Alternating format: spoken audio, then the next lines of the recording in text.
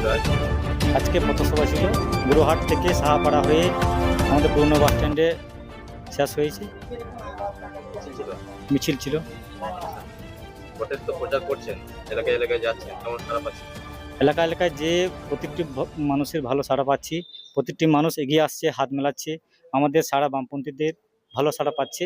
এবং আমাদের যে আদিবাসী যে সংগঠন আছে, এই আদিবাসী সংগঠন তারা একজোট হয়ে আমাদের সিপিআইএম এর প্রার্থীকে জয়যুক্ত করার জন্য তারা অঙ্গীকার হয়েছে। আচ্ছা, মেন প্রতিপক্ষ কে এখন, তৃণমূল না বিজেপি?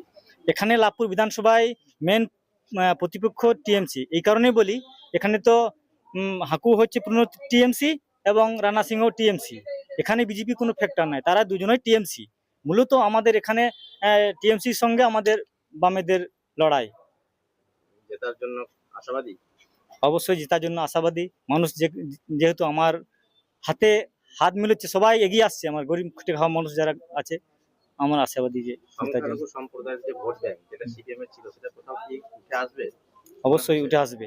তাদের যে এসআইআর এর যে তাদের যে কাণ্ড কারখানা, এই থেকে তাদের মানুষের প্রচন্ড পরিমাণে বিক্ষুব্ধ আছে। তারা এই সংখ্যালঘু মানুষরা আমাদের হয়ে আসছে, আদিবাসী এবং যারা এসি সংখ্যার মানুষ, তারাও লাল পতাকাকে চাইছে।